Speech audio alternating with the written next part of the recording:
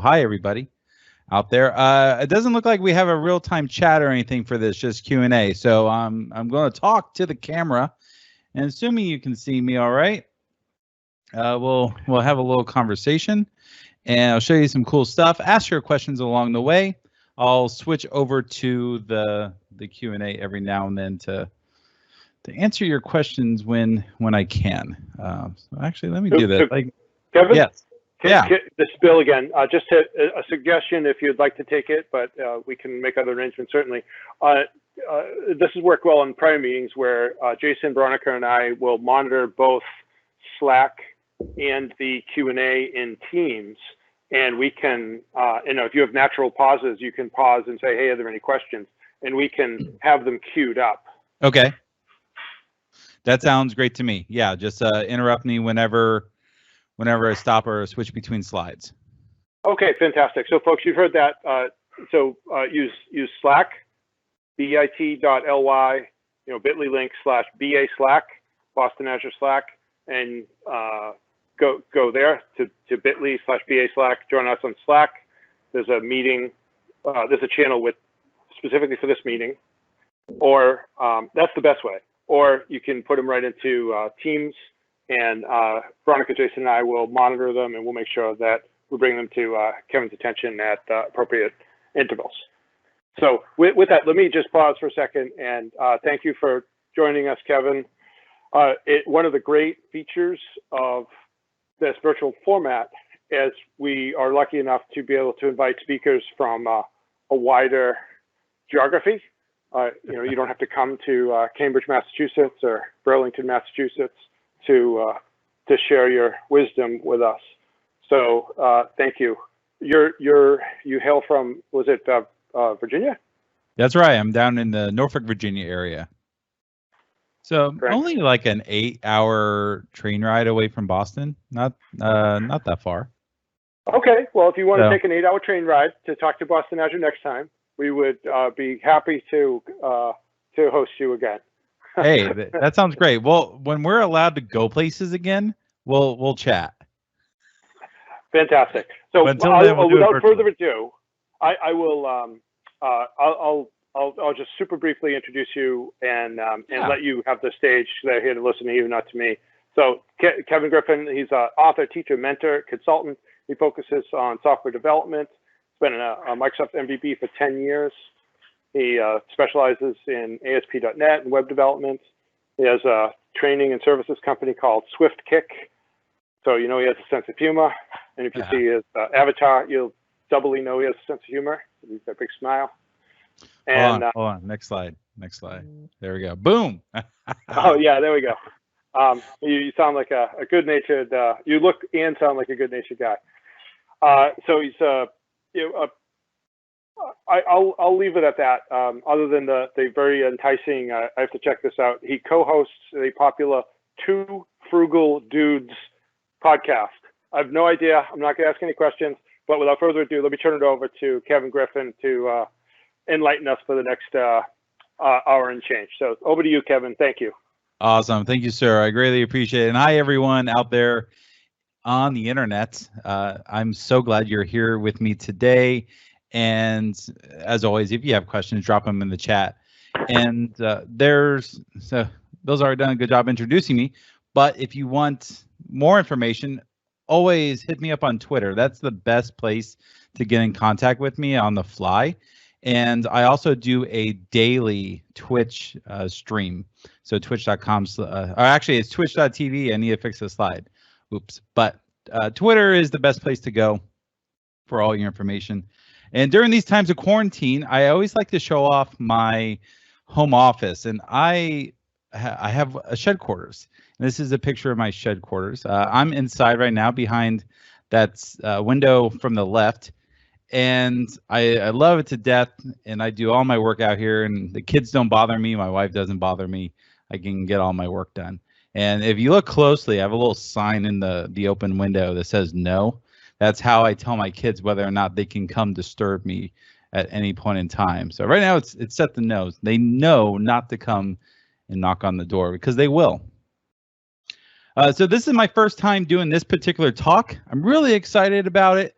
and I'm hoping I can give you some good resources, or at least spur your imagination a little bit. But afterwards, if you want all the resources for everything that we talk about, I created a special site just for Boston Azure. So if you go to consult/Boston Azure, you'll have all the details there. Once we have access to a replay, I'll post that there as well. And any resources that I come up with along the way, you can get it all there. Right now it's pretty empty, but we'll fill it up. I got the inspiration for this talk a couple months ago. I was having a conversation with a friend of mine, and he said, "You want to see something cool?" I said, "Sure." And he gave me a demo of Azure Logic Apps. And my assumption is a lot of you out there might not have tried Logic Apps, or if you've seen a working demo of it, you have a general idea. But whatever your level of experience with Logic Apps is, I'm hoping I can build on top of that. Well, my friend Joel, he did this demo. I went, I have at least 50 uses for that right now. And I started diving in specifically into background services, or at least background tasks that I believe is a thing that Azure Logic Apps is really good for. And over the past 2 months, it's radically changed how some of my applications perform.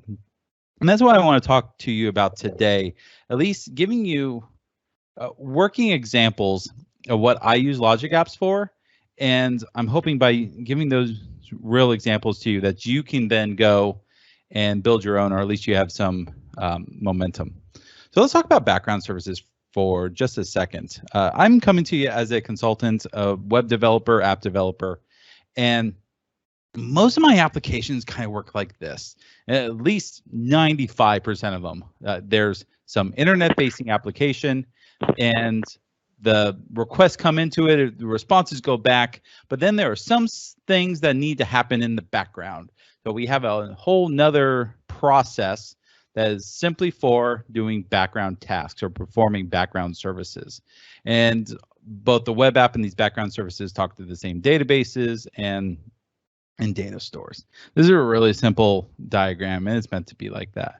But what do our background services do? And this is kind of the thing that you learn as you mature as a software developer, in my opinion. You learn that not everything should be done in the web application, because there's a variety of reasons. But let's talk about what type of background services we should have.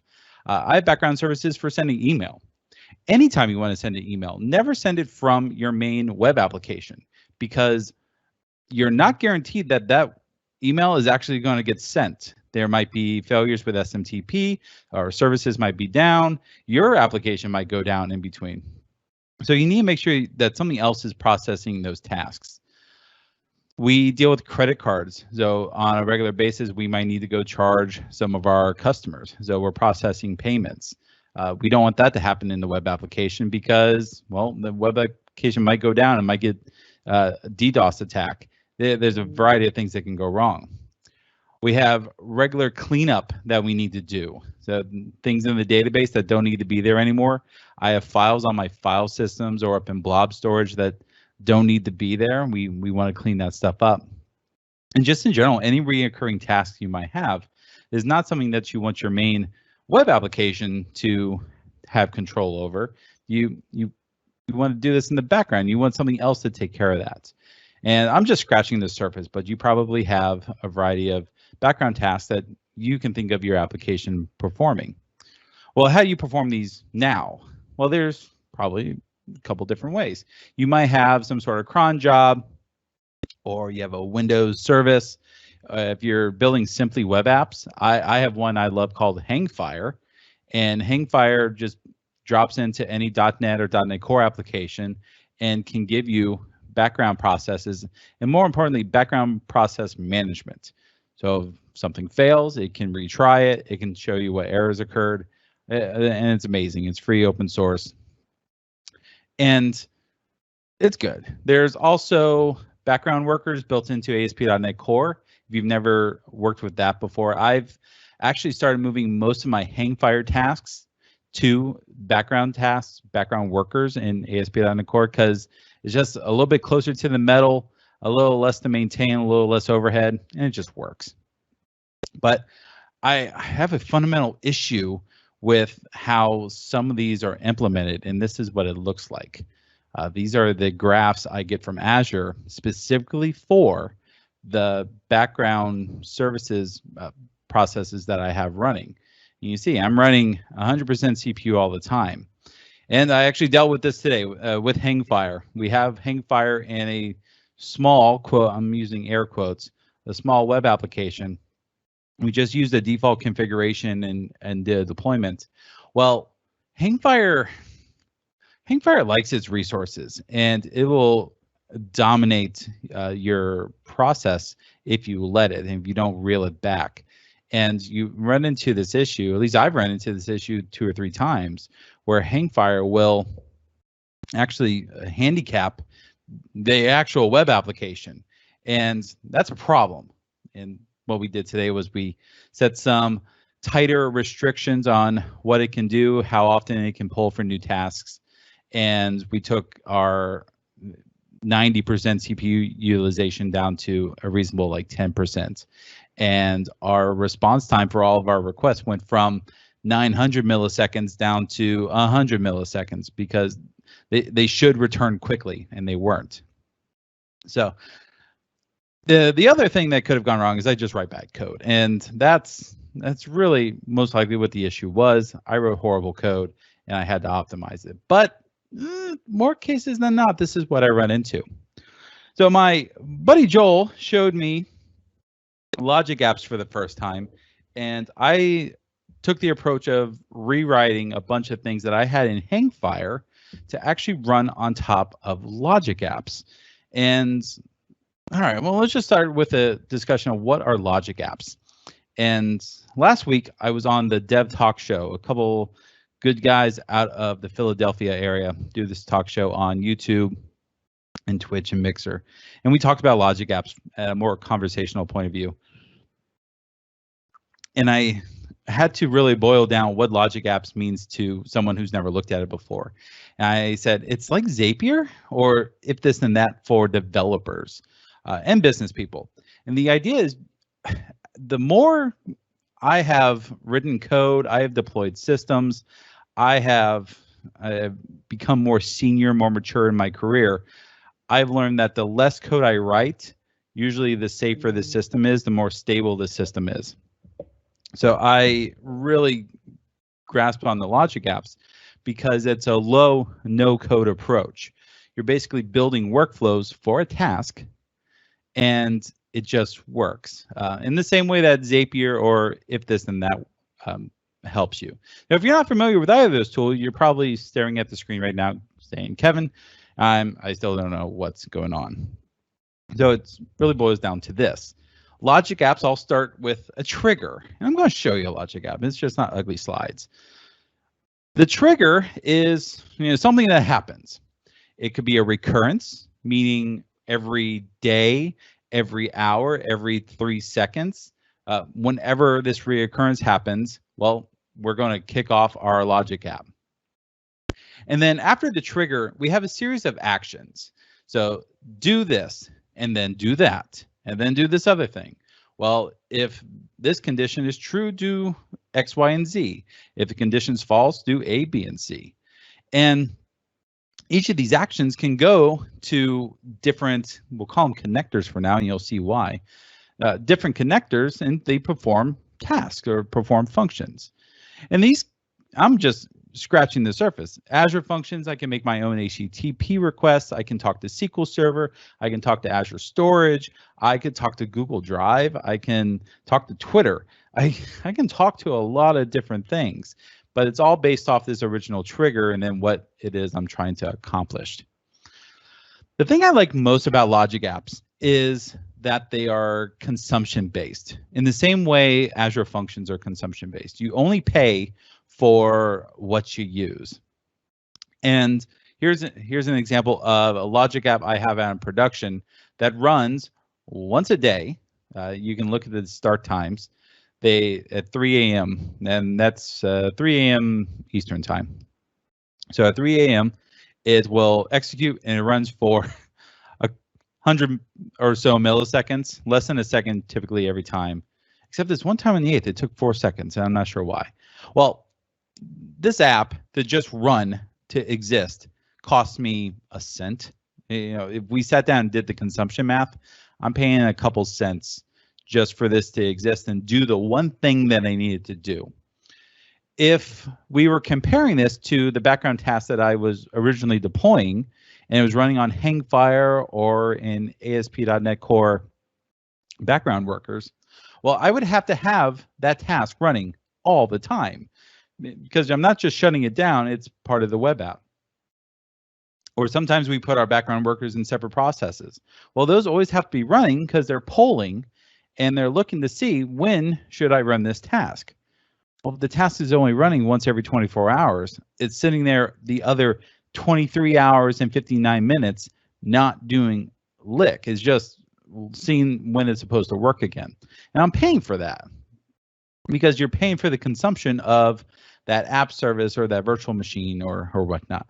And I'm like, I don't want to spend that money. I'd rather spend a cent or two versus the 90 some dollars it costs to have a basic app service up in Microsoft Azure. I'm going to go really deep into logic apps, but first I want to show you a very basic demo and get you comfortable with the UI. Then I want to show you some aspects of the UI that I think are really cool. Then I want to walk through a couple scenarios. And anytime along the way, if you have questions, just toss them at me. But let's turn off slides. Oh, I was going through all the logging into Azure, into team stuff. I logged out of the portal. So let me log back into the portal.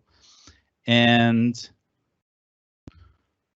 I created a resource group specifically for you all. So I'm showing you there's nothing underneath my, at least I thought I did, or I was in the process of it. All right, I didn't. All right, well, let's go create a resource group. Oops. Austin, Azure.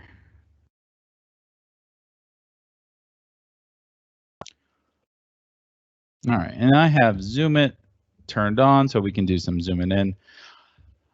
From a resource group in Azure, you just click add and you type in logic apps.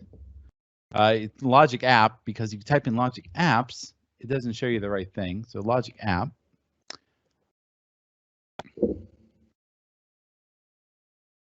And from our logic app, we just need to give it a name. So we'll say, I'm going to call this Twitter to Sheets. You'll see why in a moment. Create. All right, and this only takes a moment unless I just killed Azure trying to get logged into Teams. All right, it works.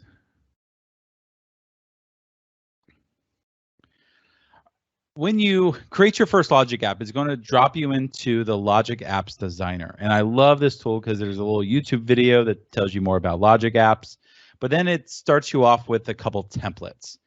If you've used If This and That or Zapier, you've seen their recipes. It's like, oh, do you want to correlate in order delivery by service bus sessions? I don't, but you might. Then you have other multi-step, receiving AS2 payload and reply with an asynchronous or synchronous MDN to sender. All right, I don't want to do that, but you might want to do that. Let's scroll down. There's a lot of them in here, and I really don't pay any attention to those. Let's start up at the top with common triggers. These aren't all the triggers. These are just a couple that are mostly used, or at least the ones that Microsoft wants to promote, because these work the best out of all the logic apps. I'm going to start with Twitter, when a new tweet is posted. All right.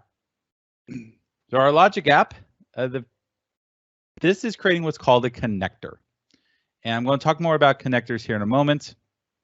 But a connector is like API credentials, and those are stored away and they're shareable across multiple logic apps. So I've authorized my Twitter account for this resource group once, and any logic app I create that I want to use Twitter with will work just fine. So I've created my connector and I've established my first trigger. So this trigger is when a tweet is posted. And you can't really get very specific with some of your triggers. This is just doing search text against the Twitter API. And we're going to tell it, well, let's do a search for my Twitter ID, OneKevGriff.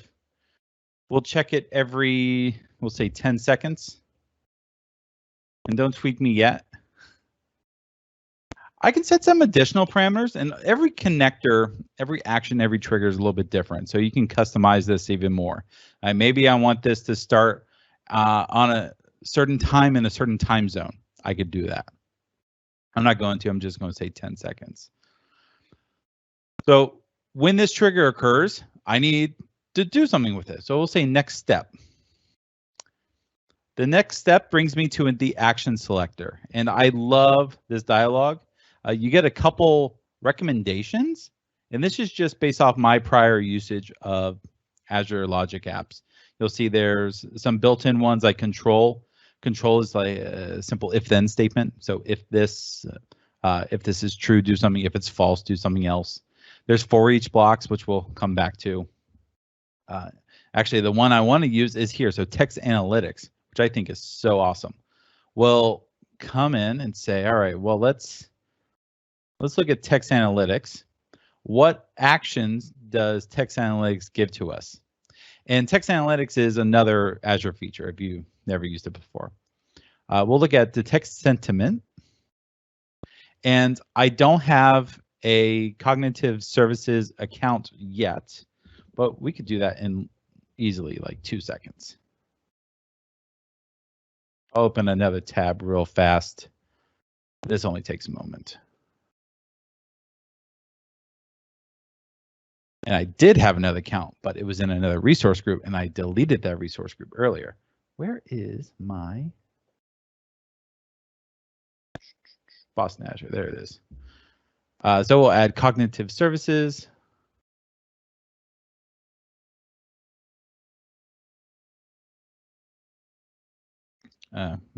Test.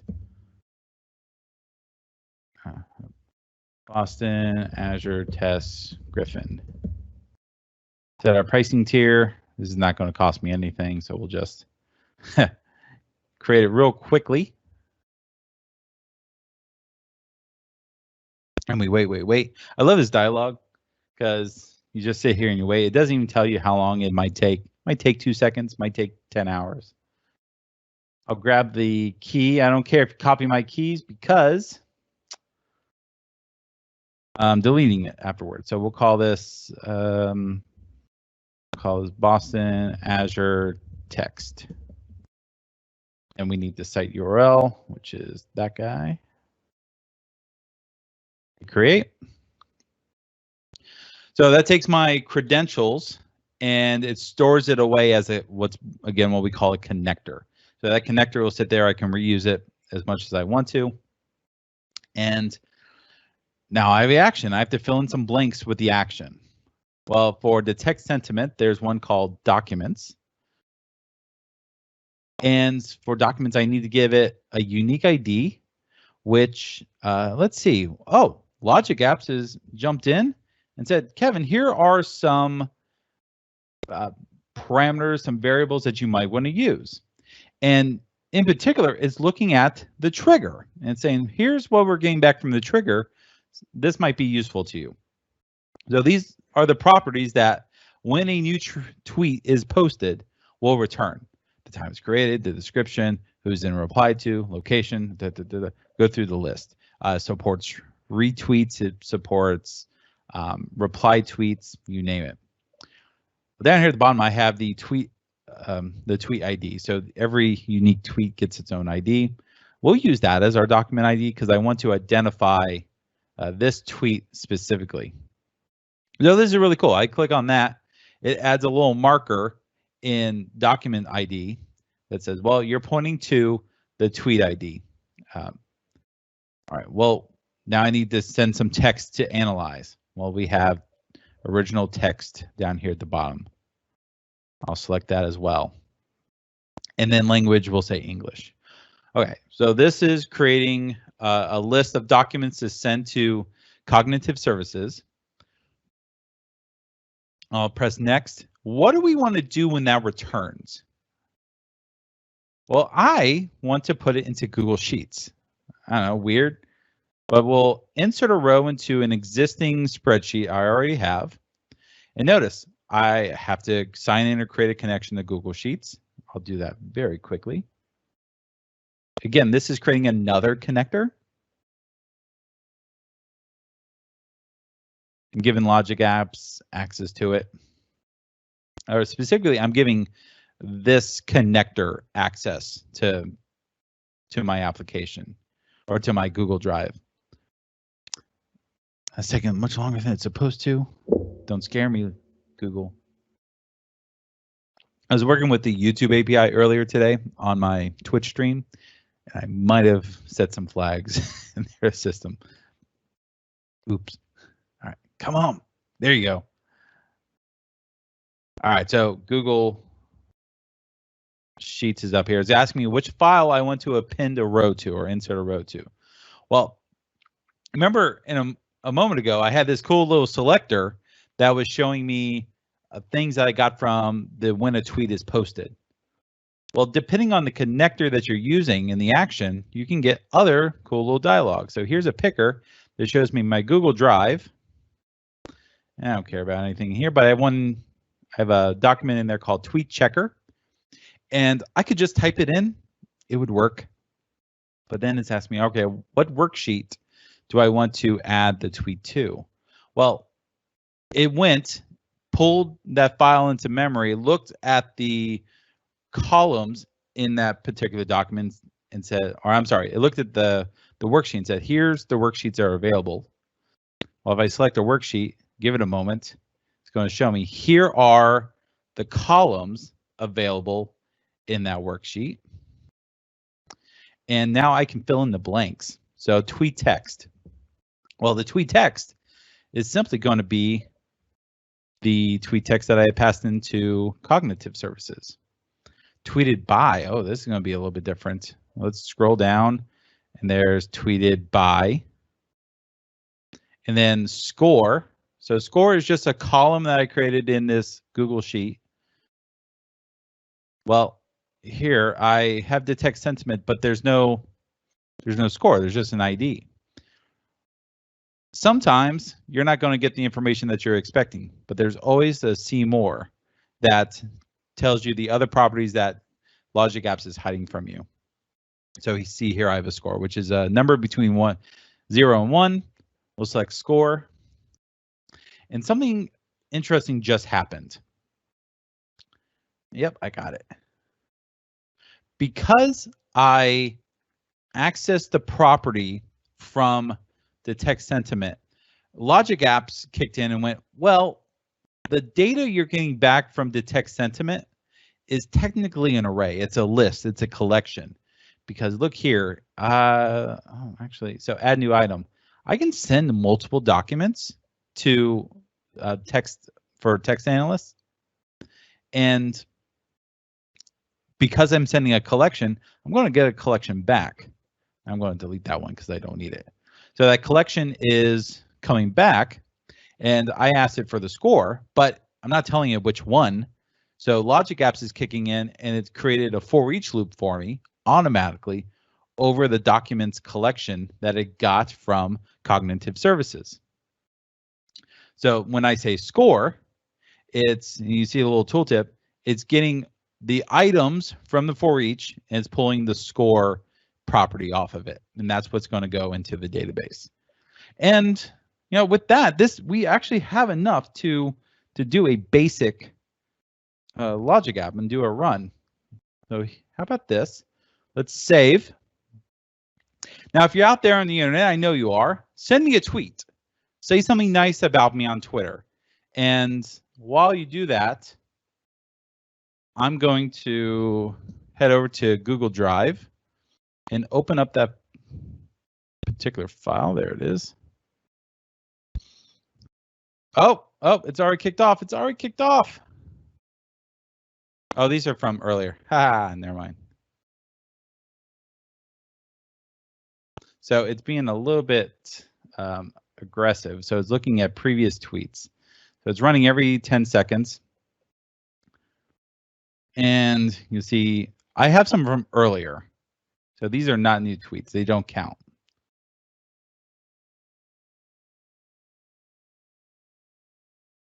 Let's see. Do I have any runs? Anyone saying anything nice about me on Twitter? I mean, you can. No, no one's tweeting anything nice about me on Twitter. I have to tweet something nice about myself. All right. All right. Here we go. All right. I see something from Jason. I'm just gonna. We have to wait 10 seconds. I should have. I'll just run trigger. I can kick it off manually if I don't like it. Oh, I got 3 runs at the same time.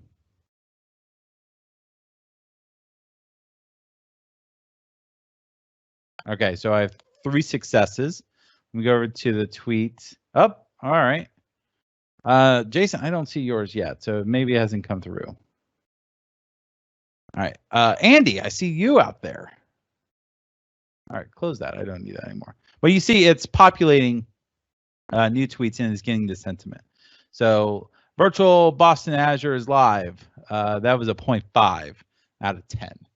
So you got to up your game, or out of 1. So 0.884. That was good. So the retweet was better than the original tweet.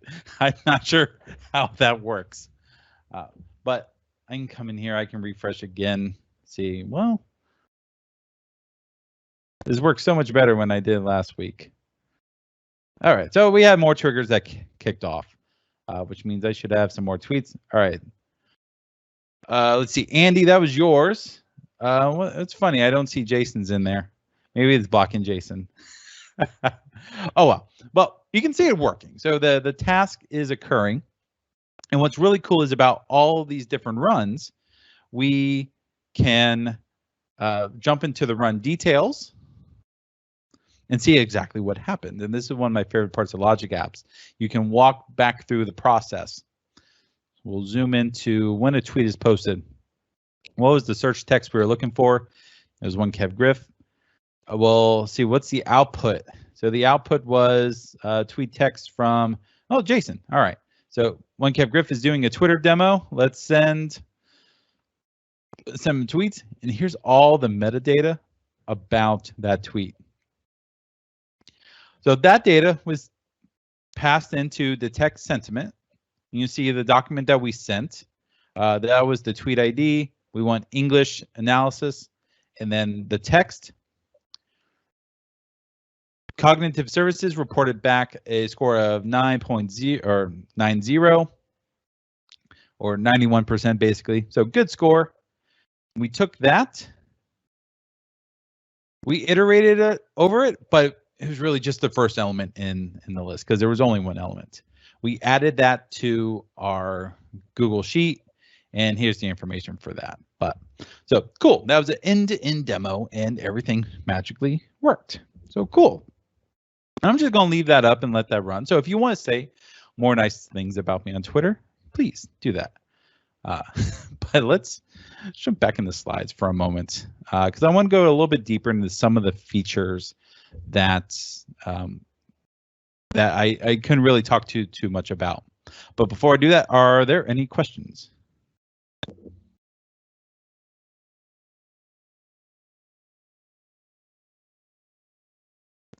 I don't think we have any questions right now. Okay, no problem. Well, I'll keep going on. Thank you. All right. All right, PowerPoint always puts the presenter mode on the wrong monitor, and I always have to move it. There we go. Okay, so the big thing that I think is really cool is the expression editor. I don't even know if that's the official name for it, but that's what I'm going with. Well, you saw me use the demo of I can look at dynamic content in my Logic app. So any actions that I have or any triggers that I have, all that data passes down. So I can use data from an action that was 3 actions ago in an action down at the bottom. And I can format this data any way that I want to. Oh, the big thing I really didn't show you, let me, I'll just shoot back over here. Let's go back into our editor, is I can alter these requests any way that I want to. Instead of just saying tweet text, I can append something. I could say tweeted, and that becomes the new text. This is now inserted into that new string. The same thing for the score. So you notice the score comes in as just a number between 0 and 1. Well, I can change that with the expression there. So if I know it's between 0 and 1, what if I say, all right, let me do some math. So I could do multiply the score. So it's at, I'm trying to do this off the top of my head. All right, go away, go away.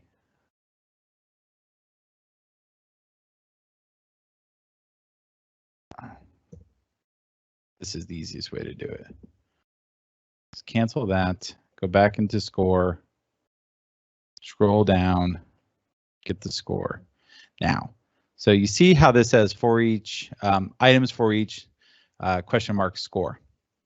Well, if I haven't shown you this, this is a custom expression editor. There's a built-in programming language into Logic Apps. I could tell, let's multiply the so items. Now say for each, and casing doesn't really matter, but the name does, so it's for each. And sorry, I'm doing this part on the fly. I didn't mean to. We'll get the score. And there's an easier way for me to get this name, but I'm not showing that to you yet. Yeah, so items, I'll call the for each. I'll get the score off of it. All right, so get that number, and then we'll multiply it by 100. And if I did that part correctly, I would lock up the browser. The expression is invalid. Okay, I did something wrong. Oh, I forgot a bracket there. There we go.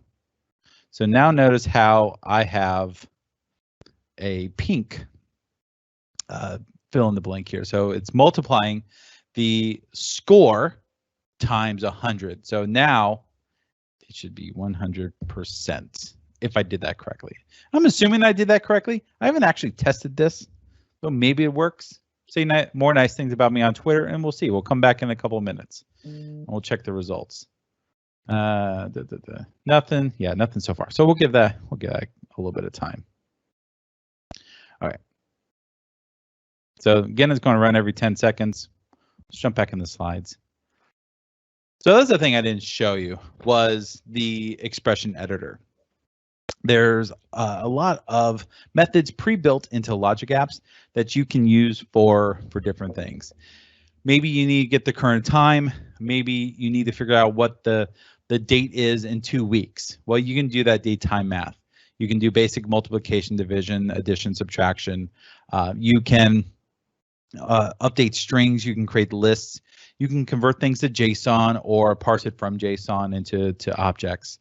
There's a lot of power in the expression editor, and I really wish I had more time to go through everything, but there's a lot in there. And I think the real power is that you can combine this expression engine with the dynamic content of the actions and the triggers that you're using, and it all just flows together. The picture on the left side of the screen is from another project I'm doing on my Twitch stream, where we're taking RSS feeds from my podcast and we're running it through a Logic app to do some work on it. Well, and this is one of the big reasons why I really leapt onto Logic apps in the first place. Anyone out there who writes code, think about the code required to parse and manipulate an RSS feed. I'm not talking just XML, an RSS feed that has a very specific schema to it.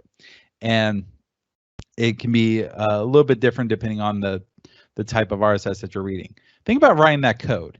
And now, how many attempts would it take you to write that code correctly the first time? And for me, that's probably a 4-digit number.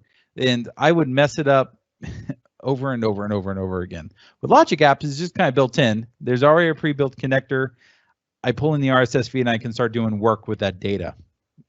And to me, that is so much more beneficial than trying to get that code written right the 100th and 20th time. It's probably not going to work that time either. I have to keep iterating, or I'm going to forget something, or I'm going to get it to work and then something later I'm going to mess it up.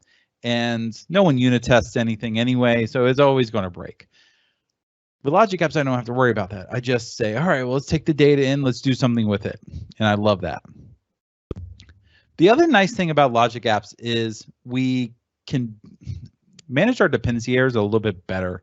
I haven't gone this deep in the demo, but if I was talking to external dependencies like SQL Server, Azure Functions, other HTTP services, well, if those fail, in my code, they just fail. They throw an exception, everything breaks. If I want any sort of retry logic, which is useful to have, because if it's an HTTP error, it might just be a fluke. If you retry again 2 or 3 seconds later, it could work. Well, you have to build in that retry logic. Use something like Poly, and you get a little bit of an assistance, but you're still responsible for it. In Logic Apps, if something fails, I can set a retry policy, and there's one pre-built into it. It'll retry up to 4 times before it just fails altogether. And when it fails, you see I get the little exclamation mark up in the corner that tells me this step failed, and I get the report up on the main screen that says, all right, the entire run failed. I can dive in and figure out why. If I don't like the retry policy that is built into the default, I can always change it. I can tell it, well, just retry every 10 seconds or retry exponentially. Well, so that's the Gmail approach. All right, you got disconnected from Gmail. I'll try again in 1 second. All right, I'll retry again in 2 seconds. I'll retry again in 4 seconds, so on and so on. You can just build that into Logic Apps. So I love this approach because when dependencies have errors, and dependencies will always have errors, that's just a given, you can figure out where the error is, fix it, or have some sort of retry case. So let me walk through a couple scenarios, and these were actual Logic Apps I've built for clients. I blurred out the information that I have to blur out, but let's just talk through the process. So this is scenario 1, processing incoming email. The first Logic App, it's not the first Logic App I built. It's probably the second or third, where my client came to me and said, Kevin, we have a person that is sending us an email every day, and that email is going to have an Excel spreadsheet attached to it. We need you to take the Excel spreadsheet and put that data into our SQL database so we can show it on our site to our customers. I went, cool. All right. I had just learned about this thing called Logic Apps. And let's imagine I didn't have Logic Apps. Now I have to write a whole bunch of code and worry about a whole bunch of dependencies, and odds are that is just not going to work right the first time. We've already covered that. I'm a horrible decoder. So none of this stuff is going to work. How do we attack that? All right, first I have to write an SMTP connector that will access this email box every couple hours. So it's sent every day, but not always at the same time every day. So let's check every hour of this mailbox. Let's pull the email down. Let's pull out the attachments on that email, which there are helper libraries built to do so much of this stuff. So it's not like I'm writing all the code, but I'm pulling in all the dependencies that will go do all these things. So let's get that attachment pulled down, probably into a memory stream or something. And now, all right, let's do open office on that Excel file. If you ever worked with open office Excel files, it's not for the faint of heart. And this is a basic spreadsheet, so it wouldn't be that bad. We have to pull out that data, and then we have to go talk to our database, which is probably the easiest part of the entire scenario, is talking to the database. So I thought about that. I'm like, all right, this will take, it'll take a day or two or a good amount of hours and then some testing, and then put it in production, make sure it doesn't break. But instead of doing that, I decided, let me try writing this as a logic app. And I went into logic apps and I said, well, is there a connector for Gmail? And so I typed in Gmail and a connector came up and said, oh, here are the triggers available for Gmail. And the top one was when a new email arrives. Well, dang, that just saved me hours of coding. So I filled in the blanks, set up the connector to the email address, and they're using Google Suite. So it's not going to @gmail.com. It's going to their domain. All right, let's connect to the email box. It's going to come into inbox. The subject is going to say yesterday's top 25 and the important start. I don't care about all that, but I also care about attachments. So if there's an attachment, let's pull that in. And let's just check every 15 minutes because why not? It's not like it's my code. When that email comes in, it starts the process. So the next thing we need to do is I need to get the email details. Well, when the trigger comes in, all it's telling me is that a new email arrived. It's not telling me very much about the email. So I have to take that email's ID, go get the email with its attachments, and then that goes to the next step. Well, there's a bunch of values that I use in other aspects of the logic app that I need to account for. And these are all basically magic strings. So things like the name of the worksheet in the Excel document. What else do I have? I think it's the only one I worry about at the moment. So instead of me hard coding that where I'm using it, I create a variable and just call it table name. And this is really useful. You can create as many variables as you want to. You can change variables. You can manipulate them in any way, shape, or form. This is really useful because then you can bind to them like you would anything else in any other step. So I create this variable. We move on to this huge for each loop. Because the attachments is a collection of attachments.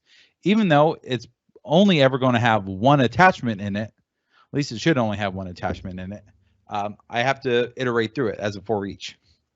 And actually, it's probably safer for me to do it this way anyway, because what if someone accidentally attaches something else, maybe an image or whatnot. So we go through all these attachments and we check for a condition. So you see I have a condition. This is if a condition's true, do something. If it's false, do nothing at all. And what we're checking is to see if the attachment's file name contains XLSX, so isn't an Excel file. If it is, we're going to go through the process of processing it like an Excel spreadsheet. This is where I started to get scared because I went into true and said, all right, well, I need to open an Excel spreadsheet. And there are Office 365 connectors that will talk to Excel Online. They kind of suck.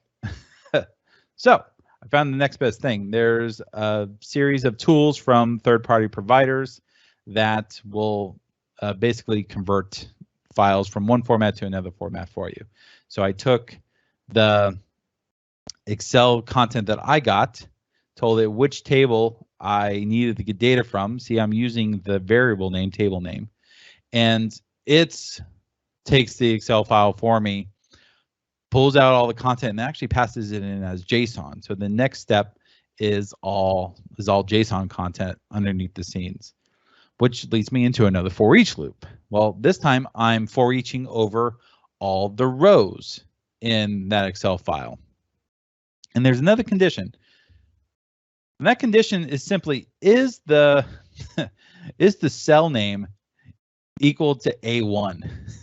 And there's a reason why I'm doing this. A1 in our document is the header row.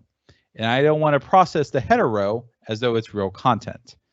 So if it's A1, I need to just toss that out, go to the next row. And if it's not, I want to start processing it like it's real data, and that is actually our false condition. And our false condition has two actions inside of it. The first one is an Azure function. I learned this the hard way. When we get our Excel data back from the converter, they don't convert date times into actual datetime objects, even though it's marked as datetime in the Excel document. Instead, it returns it as the base format, which is the number of, it's like the number of seconds or something from January 1st, 1990. I forgot what the technical term for that is, which is really weird because very few datetime libraries will parse from that date. It just happens to be an Excel thing. Well, there's nothing in Logic apps that will do that conversion for me, at least not easily. So I said, well, what if I could just write some code and I could fix that problem with no issues? So I did. I used an Azure Logic app. This is where the rest of the talk name comes into play. I used a Logic app to take that datetime number, does conversion on it, and sends it back to me in a actual parsable datetime format, which I then pass into a SQL Server connection where I just want to insert a row into the database. And this is where Logic Apps really starts to shine, because I use the connector to connect to our SQL Server database, told it which database name, with the table name. And then after I selected the table name, it looked at the table and said, here are all the columns in that table. And it put asterisks next to all the ones that are not nullable because they're required. And I just went through and I filled in blanks. All right, email subject line is this. The email date is that. File name is this. Sales rank, event name, venue name. This is all data I'm pulling out of the Excel file. And the event date. Well, the event date's not coming out of the Excel file. It's coming from the Azure function. So this made my job so easy. I knocked out this entire Logic app in about 30 minutes. Give or take. It was easily less than an hour, and it was just fully working. Even writing the code for the Azure function didn't take that much time. And so what would have taken me hours, if not days, I knocked out in about half an hour and got in production. And it works flawlessly. I checked on it yesterday, and I'd only spent about 30 cents in the month on it because it's not doing very much work, and I love it to death. But the real hero here are the connectors. I didn't show you the full list, but there's hundreds of these things for every service you could possibly imagine. And once you create a connector or create an authorization to a connector, you reuse it for multiple Logic apps. And that's what I love, again, is if I'm building another Logic app that needs to talk to SQL Server, I don't have to reestablish my connection to SQL Server. I just reuse the existing connector. And if you run into a case where you need to write your own connectors, maybe you have internal services that you control, you can write those. And the website I put up earlier, I have a link to the custom connectors document if you want to look that up. But every connector has its own list of triggers and actions. And depending on what you're trying to do, there's probably an action there for you. And they're all tied specifically to your use case. So you just fill in the blanks, it goes off and try to do the work. And I love having Azure Functions as a fallback. And I'm not taking credit for the quote. This is actually my friend, Josh Carlisle. He did a talk yesterday on Azure Functions. And he said Azure Functions in terms of Logic apps is when you sit there and say to yourself, this tool is great, but if I can only write a line of code, it'd be much better. And that's what Azure Functions is you write very small, very concise functions that do one thing, but they solve the problem without you trying to hack around the system to make something work. And I use Azure Functions quite a bit to insert functionality in certain places in my Logic apps where stuff I just can't either figure out how to do with Logic apps, or it's just easier to write a line of code. So here's an example of the Logic app I built for the Azure function I built for converting datetime to date. You can see all I'm doing is taking 1900 and adding days because that's what the date value coming out of the Excel file is. And that works. And I return that object and everything's good. Actually, I have the one line of code is doing the actual work. Everything else is just protective code, making sure that I'm passing in something legitimate before doing any of the work. But worst case scenario, I'll throw an error And if I throw a bad request error, that shows up in my logic app as a bad request, and it tells me why. So if I have an error in the future, I can just go see what the error is and then fix it. But passing in the data, you can pass it in as body data like you would an HTTP request, or I just send mine in as like a query string.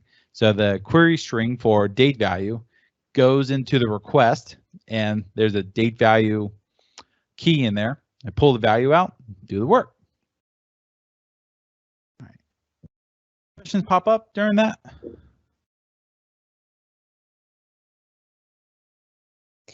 I think we have a couple of questions.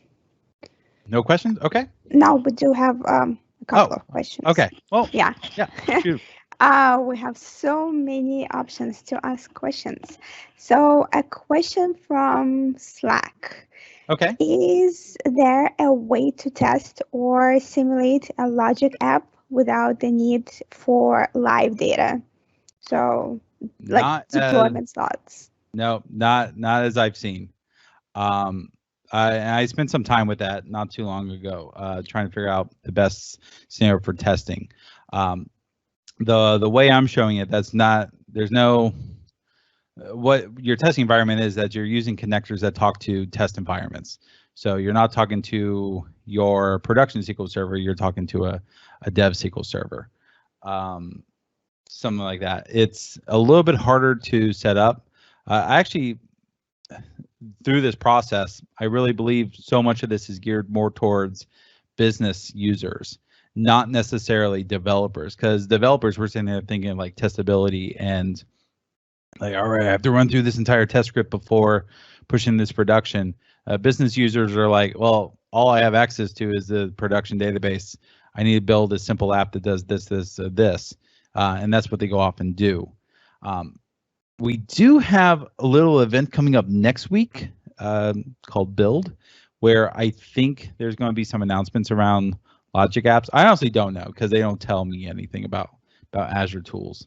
But usually when they announce something big, it's at Build, and I've heard on the grapevine that logic apps is going to get some love. I just don't know what that love looks like. This is really like the second iteration of logic apps.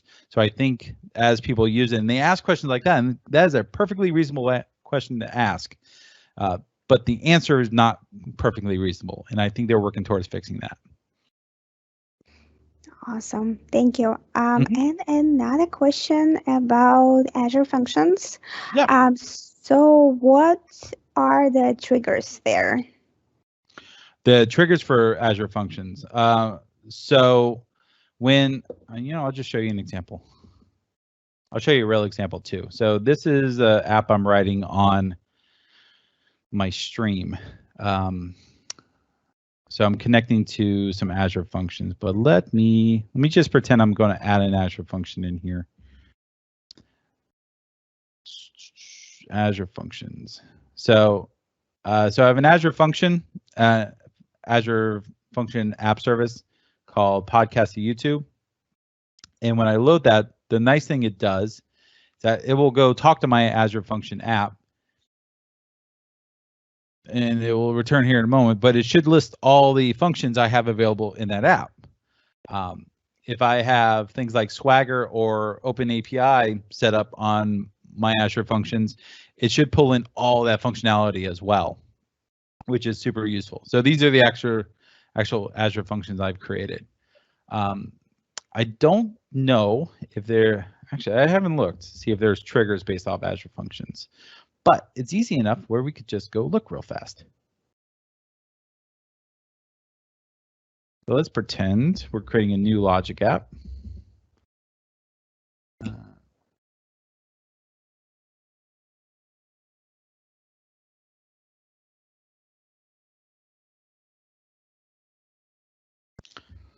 Validate.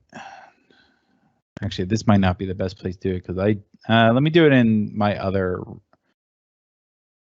Let me do it in my other resource group because I actually have Azure functions in there.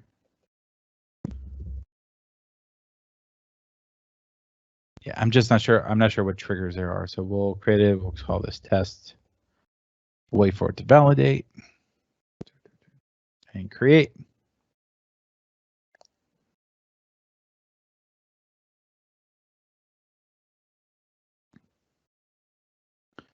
Go to resource. All right, so one of the things I'm going to do is I'm going to ignore the common triggers and just start with a blink app, because when you do a blink app, it just gives you the connector list and the trigger list. So we'll say Azure Functions, and there are no triggers. They're just, yeah, they're just actions. So in this case, what you might want to do, so I guess the use case would be, how do you get an Azure function to talk to your logic app? That's a perfectly reasonable thing to do. You can do an HTTP request. So you can say when HTTP request is received. And I'm actually going to talk about this in a moment in much more detail.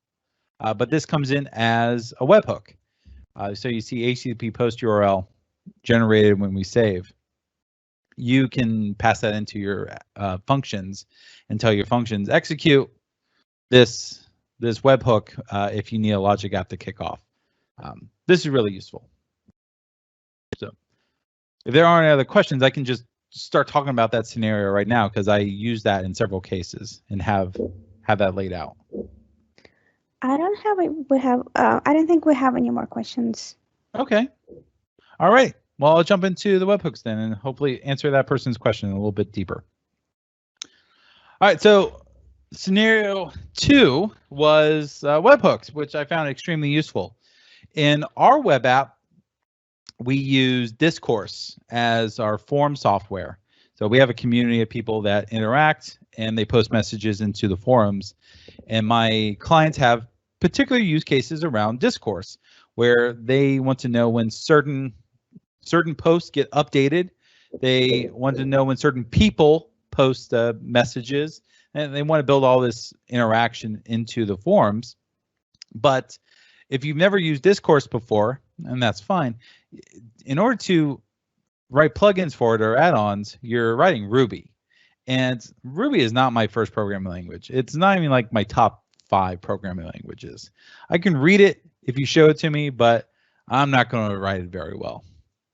So I sat down and tried to figure out, well, is there a scenario where I can use their API to do all the work that I want to do? And it turns out I could do most of that work through webhooks that Discourse issues whenever someone posts a new message.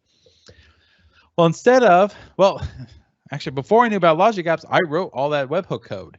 And the webhook code is just simple ASP.NET Core. I would have a controller. It would receive the request and do something with it. That's pretty straightforward. Once I got logic apps under my tool belt, I decided, let me try doing this with logic apps, and it actually ended up moving all of our webhooks to logic apps because it just works so much better. The first step was creating the HTTP request trigger, and gives me this very long post URL that I can go into Discourse and say, well, whenever a new message is created, post to this URL. And when I go back into Logic Apps is going to ask me for the JSON schema of the request body, which is easy for me to do because Discourse gives you all the information. So there's a little button down here at the bottom, or a little link that says use sample payload to generate a schema. Very useful feature, because I took an actual request from Discourse, copied it, pasted it into this tool. It generated my schema for me. And I could actually go through and delete parts of the schema I don't use.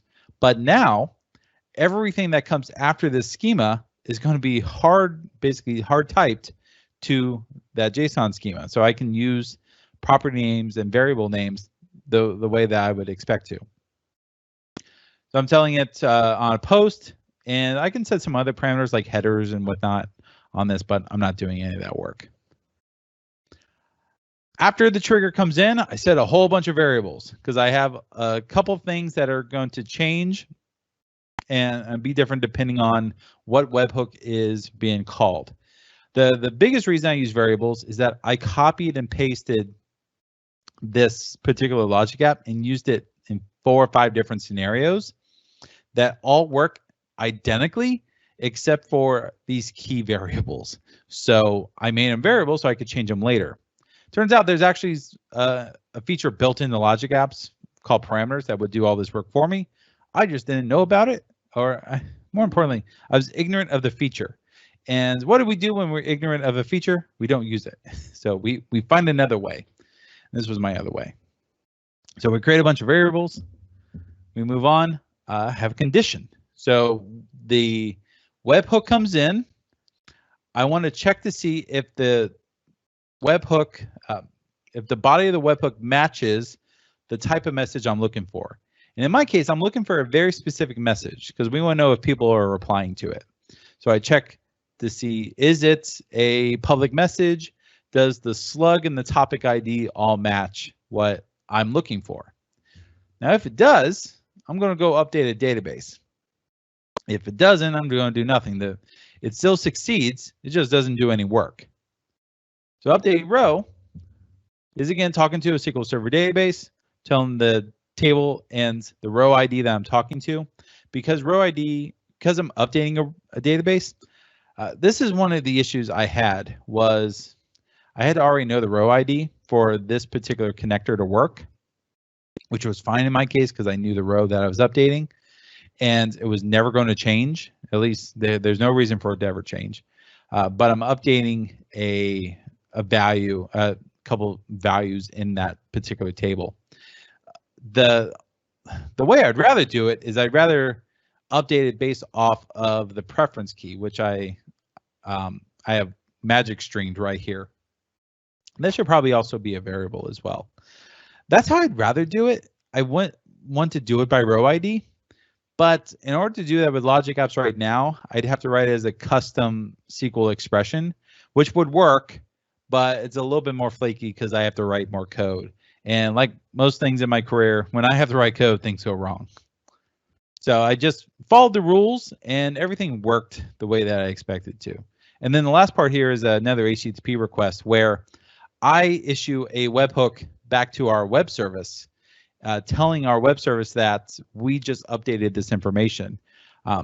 Instead of us doing all this webhook, incoming webhook work, updating the database, all our application is doing now is it's making a SignalR request to everyone that needs to know that this value is updated. So there's still very little effort on our application. It's all mostly done in logic apps. So I mentioned before, I had copied and pasted this between multiple logic apps. And the reason I was able to do that is because you don't have just the designer mode, you also have this code view. And if I go into an actual logic app, Boston Azure, let's go into the one we built before. Twitter to Sheets. Anyone say anything nice about me? No, come on, folks. I love you, but you don't love me. That's all right. Let's go into edit. And you see we have our three actions. If I go into code view, this is the code view for the entire application. And this is really nice if I want to change things like names. So this is called the text sentiment v2. Well, I can change that name here if I wanted to.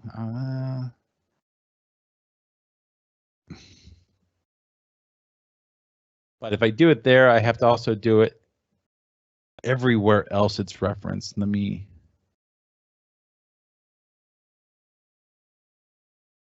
Again, this is one of the reasons I don't change the names too often is because this is where stuff can break if you're not careful. All right, so get sentiment. Let me see if there's a v2 in here. There's not, so let's hit save. Go back to the designer. All right, so you can see I changed the name on it. That's the biggest reason I would go into the logic app code view is to change names.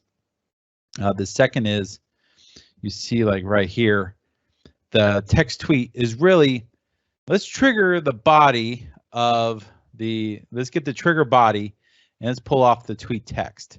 Well, if I wanted to make changes to that quickly, or if I wanted to copy that value, you remember earlier, I was trying to insert the row with a percentage how much time it took me to try to figure out what exactly I needed to type, because it didn't give me IntelliSense that I desperately needed. I could just go to code view. I could scroll down to, where's the percentage? So it's in here somewhere. Yeah, so right here's score. Well, I could come in here and I could type it out faster here than I would in the expression editor. Another reason why you would want to go into the code view. Every time you update a logic app, it basically keeps a version, so it has some built-in version control. You can see every version I've created.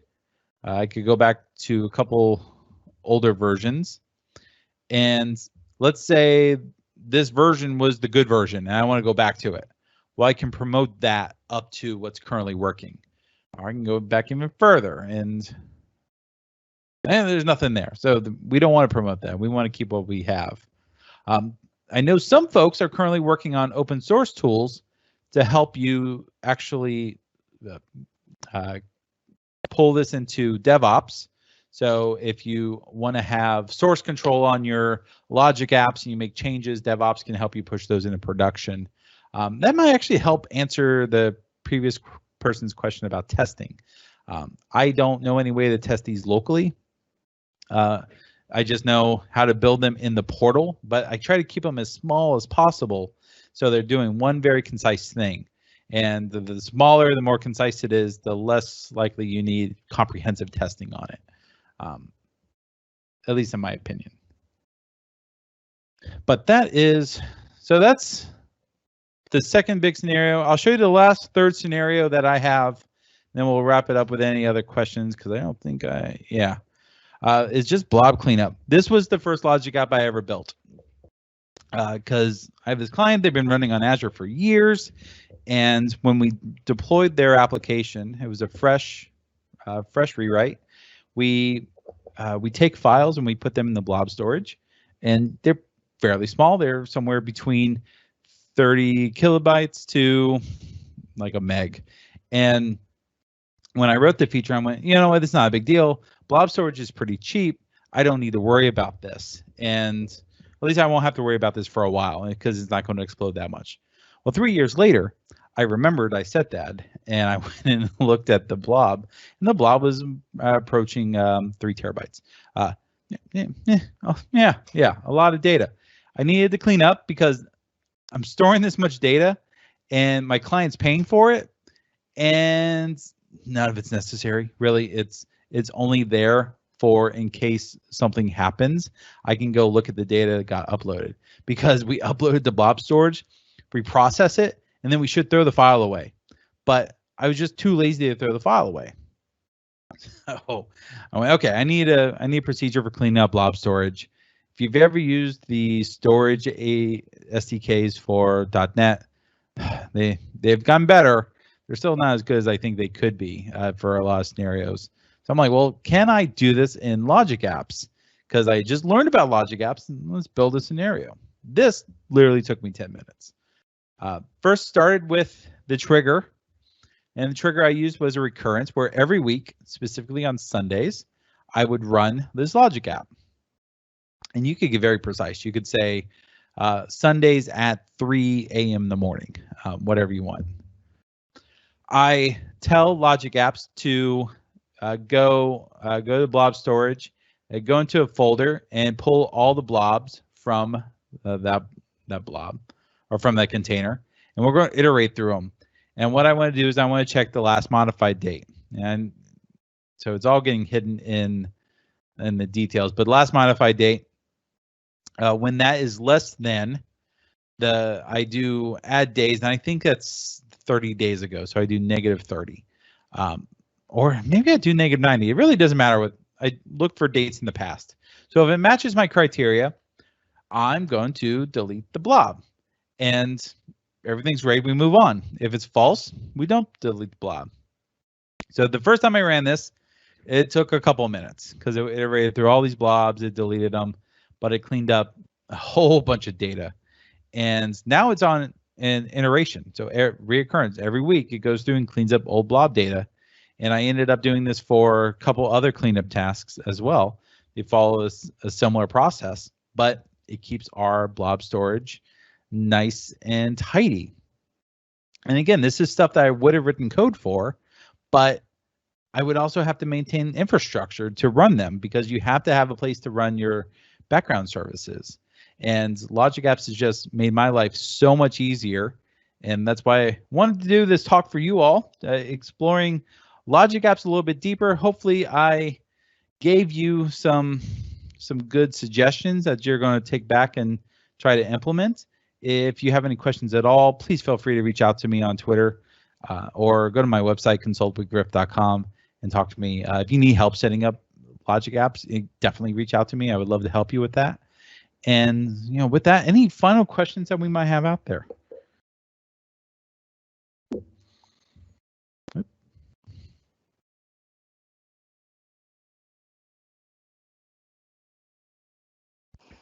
I don't see any questions. Bill, do you see any questions?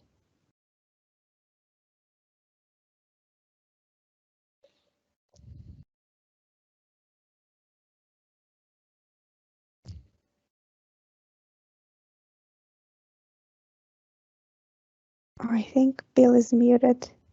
Alrighty. Okay. Yeah, I don't see a question. So if anyone has a question, please post it here. I think. Oh yeah. Lots of thank you notes for you, Kevin. People are super happy and excited. That was awesome. A great presentation. So yeah, if anyone has questions, we still have a couple of minutes. And we are monitoring the Slack, and also we're monitoring questions here. But I don't see any more questions. Bill, I think Bill is back. Bill, any questions for Kevin? Am I audible?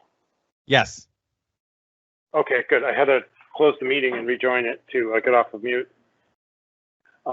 So, Veronica, I missed what you were saying. You were gathering final questions. Yeah, so I don't see any questions here. Do you see any questions on Slack? So let's say this, folks. If you have any final questions, please toss them into Slack, and Veronica will keep an eye on it, and we'll pose them in a minute if there are any.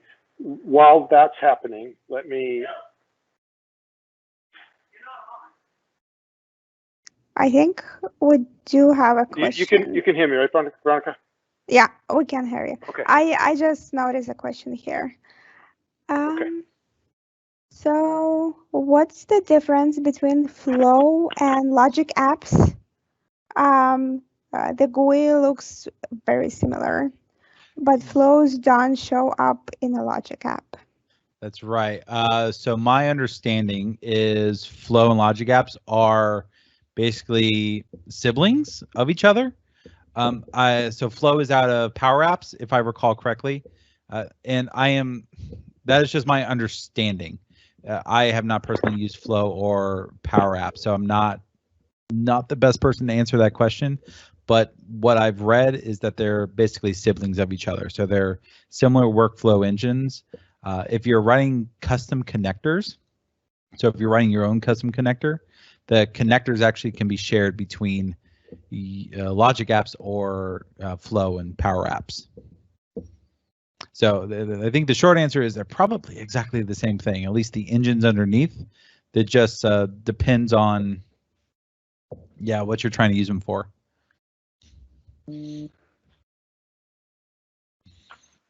And am I still audible? Yes. Okay, good. So thank you very much, Kevin. This was great, and thank you for joining us virtually all the way from your shed quarters in Virginia. I'll give folks another minute to post questions, and Veronica can pass them along if they come through. And in the meantime, I'm going to very briefly make a couple of quick announcements. Sure. This tonight has been our third virtual Boston Azure event.